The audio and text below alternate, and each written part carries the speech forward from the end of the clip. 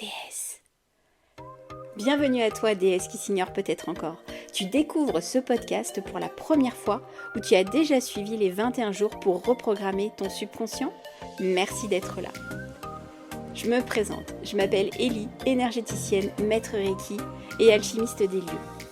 J'ai à cœur de partager avec toi une boîte à outils spirituelle où tu vas pouvoir au fil du temps piocher pour trouver des astuces et des conseils afin de t'aider à te reconnecter avec ton pouvoir personnel et attirer à toi tout ce que tu désires. Dans cette nouvelle série d'épisodes, j'ai eu envie de partager avec toi les 14 lois universelles qui vont te permettre de devenir encore plus magnétique.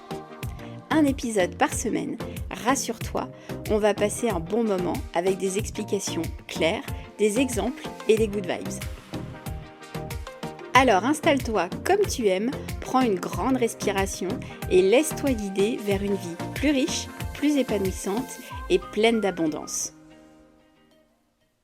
Aujourd'hui, on va découvrir la 10e des 14 lois universelles, la loi de la polarité. Cette loi, elle est méga puissante et elle peut vraiment t'aider à comprendre les dualités dans ta vie et surtout à utiliser ces contrastes pour ton propre bien. Alors, qu'est-ce qu'on doit comprendre avec cette loi? Eh bien, cette loi, elle stipule que tout dans l'univers a un opposé. Chaque situation, émotion ou expérience a son contraire. Et ces opposés, ils sont vraiment nécessaires pour qu'on puisse comprendre et apprécier la vie dans sa globalité. En d'autres termes, il n'y a pas de lumière sans obscurité, pas de bonheur sans tristesse. C'est un petit peu aussi ce côté, on a notre partie lumineuse, notre être de lumière, et on a notre passager sombre. Voilà.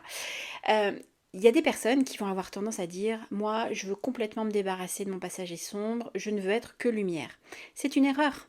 C'est une erreur parce que le passager sombre, il a cette utilité de nous prévenir pour tout ce qui est danger, sur tout ce qui est négatif.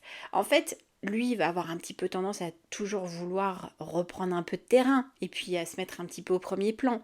Mais finalement, quand on sait le comprendre, en fait, on le remet gentiment à sa place et on le remercie pour les informations qu'on reçoit parce que c'est hyper important de comprendre notre part de lumière, mais aussi notre part sombre parce que, comme je viens de le dire précédemment, sans lumière, il n'y a pas d'ombre et sans ombre, il n'y a pas de lumière. Alors, pourquoi c'est important ? Eh bien, le fait de comprendre cette loi, ça va te permettre de voir que les expériences négatives, elles ne sont pas seulement des obstacles, elles sont aussi des opportunités d'apprentissage et de croissance. Que chaque défi que tu rencontres peut te montrer finalement son opposé et t'aider à mieux apprécier des aspects positifs de ta vie. Si je te donne un exemple, tu vas imaginer que tu traverses une période de tristesse ou de dépression. Selon la loi de la polarité, cette expérience, elle te permet de mieux comprendre et d'apprécier finalement les moments de joie et de bonheur.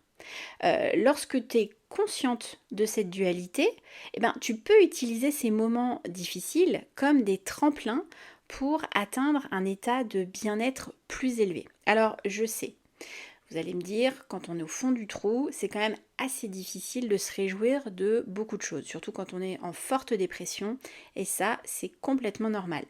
Par contre, l'idée toujours, c'est de ne pas se victimiser.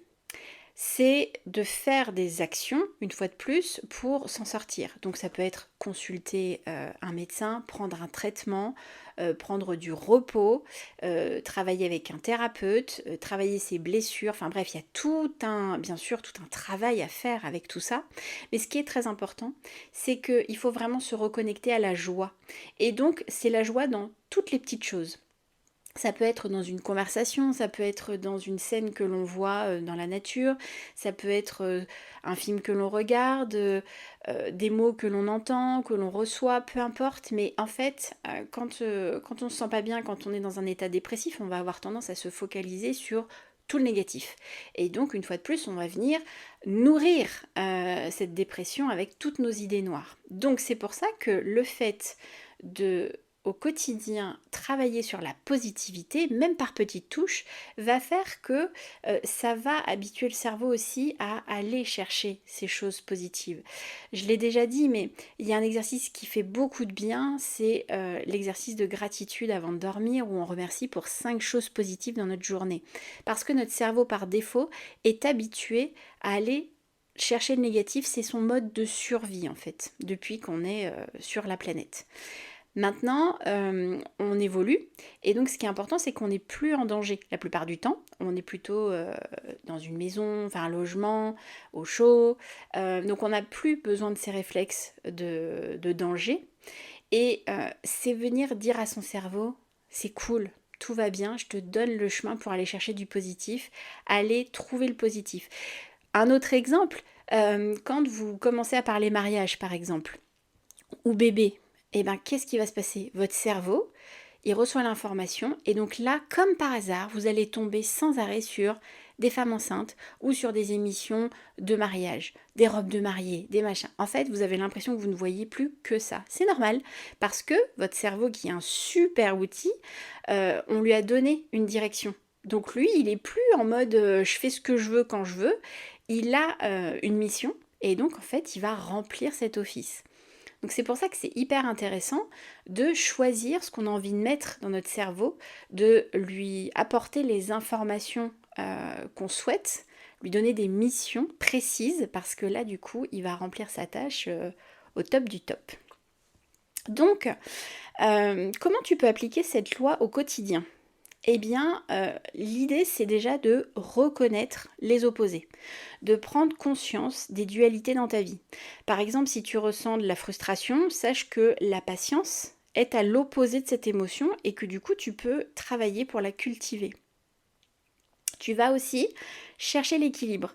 Donc, tu vas utiliser les opposés pour trouver un équilibre. Si tu te sens stressé, tu vas chercher à faire des activités relaxantes, comme la méditation, le yoga ou autre d'ailleurs, pour équilibrer ton énergie. Et puis, tu vas aussi apprendre des expériences négatives. Donc, il va falloir voir chaque défi comme une opportunité d'apprentissage. Demande-toi ce que cette expérience, elle t'enseigne et comment elle peut te rendre plus forte finalement. Donc en fait c'est toujours ça, on est toujours dans l'apprentissage et toujours dans la compréhension.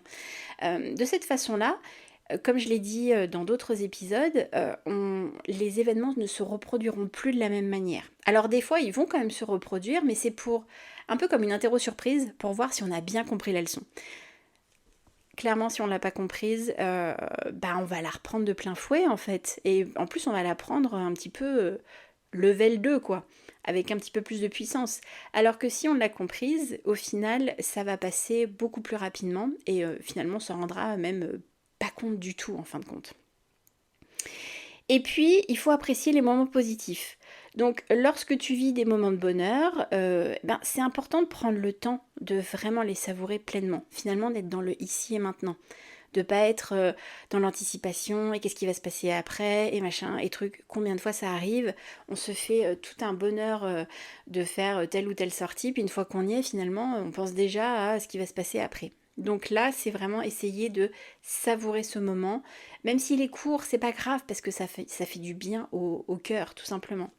Et finalement, ces moments, ils sont d'autant plus précieux parce que tu as connu leur opposé. Donc c'est vraiment cette conscience qu'on met sur les choses. C'est de se dire, j'ai connu la tristesse, mais lors d'un autre moment, tu vas connaître une joie immense. Donc en fait, c'est vraiment toujours l'équilibre dans ta vie sur le sombre et le lumineux.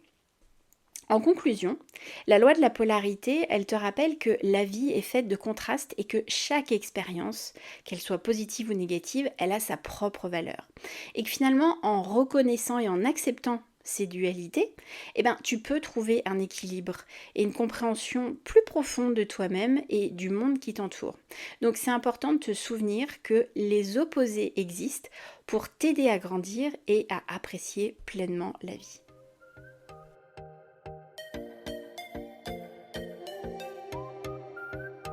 Tu as aimé cet épisode?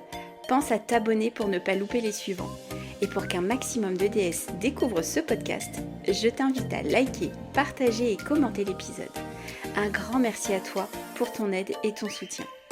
Et si tu souhaites aller plus loin, je propose des soins et des guidances personnalisées pour t'aider à te libérer de tes blocages et ainsi retrouver le chemin du bien-être.